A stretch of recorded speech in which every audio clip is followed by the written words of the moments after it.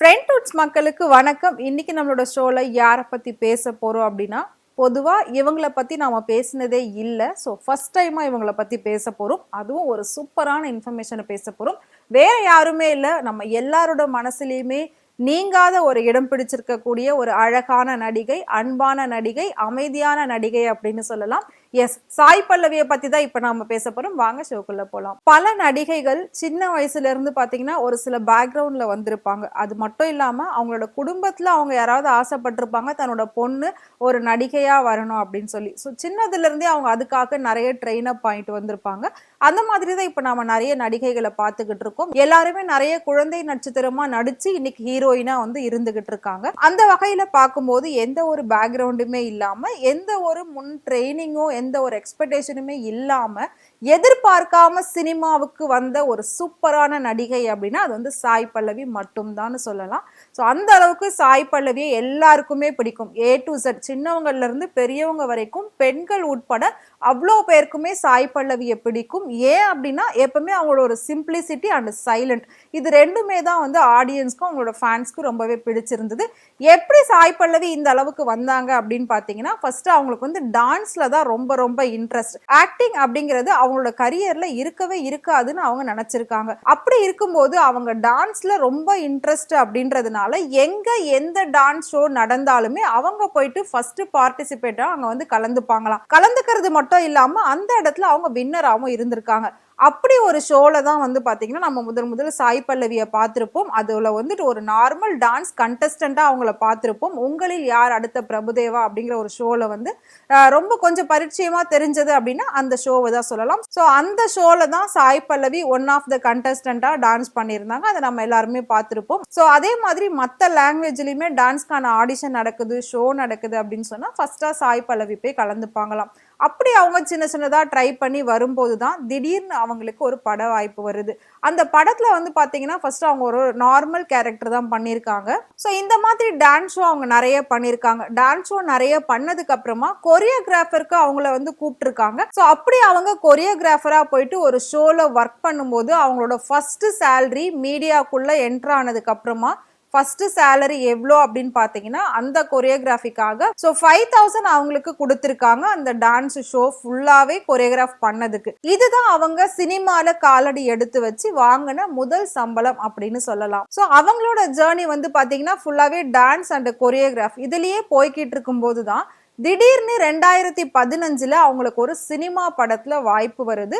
மலையாளத்துல பிரேமம் அப்படிங்கிற ஒரு படத்துல ஒரு சிம்பிளான ஒரு டீச்சர் வேணும் அப்படின்னு சொல்லி தான் சாய் பல்லவியை பார்த்து அவங்க கூப்பிட்டுருக்காங்க. ஸோ கூப்பிட்டு சாய் பல்லவியை ஆடிஷன் எடுக்கும்போது அவங்களோட ஆக்டிங் வந்து ஆக்டிங் மாதிரி தெரியாம ஒரு நேச்சுரலாவே இருந்துதான். ஸோ அப்படிதான் அவங்கள வந்து அந்த ஆடிஷனுக்கு கூப்பிட்டு நடிக்க வைக்கும்போது அந்த நடிப்பா வெளியே தெரியாம ரொம்ப நேச்சுரலா ரொம்ப ரியலிஸ்டிக்காவுமே இருக்கு அப்படின்னு சொல்லி அந்த டைரக்டர் ஃபீல் பண்ணதுனால இவங்க தான் இந்த படத்துல நடிச்சே ஆகணும் அப்படின்னு சொல்லியிருக்காங்க.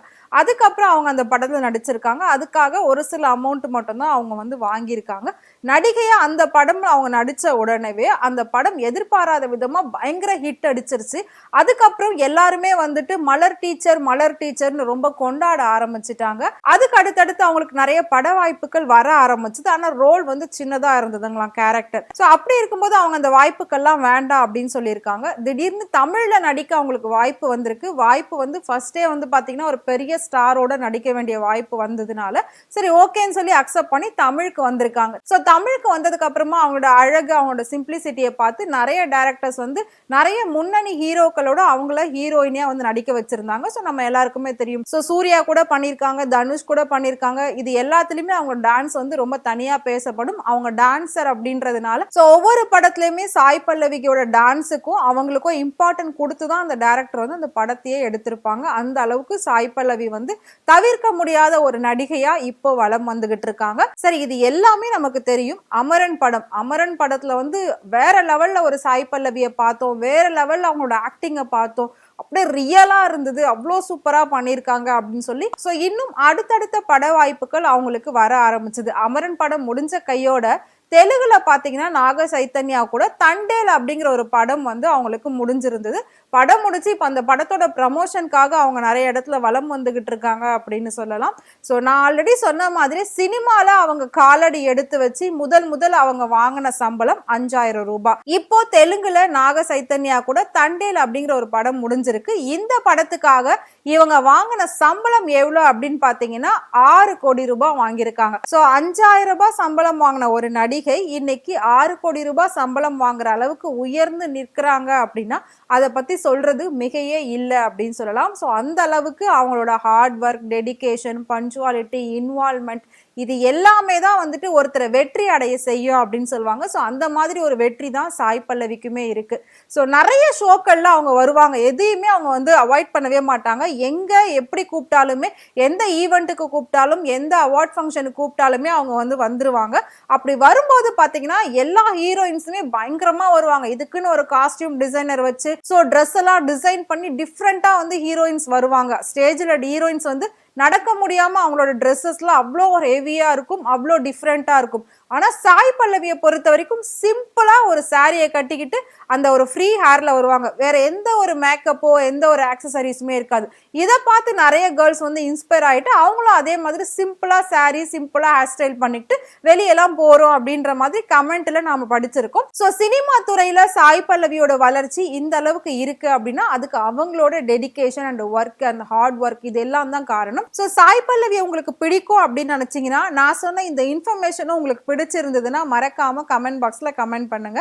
இதே மாதிரி சினிமால நடக்கக்கூடிய நிறைய சுவாரஸ்யமான விஷயங்கள், நிறைய புதுமையான விஷயங்களை நீங்க தெரிஞ்சுக்கணும்னு நினைச்சீங்கன்னா மறக்காம ஃப்ரெண்ட் ரூட் சேனலை ஃபாலோ பண்ணிக்கோங்க.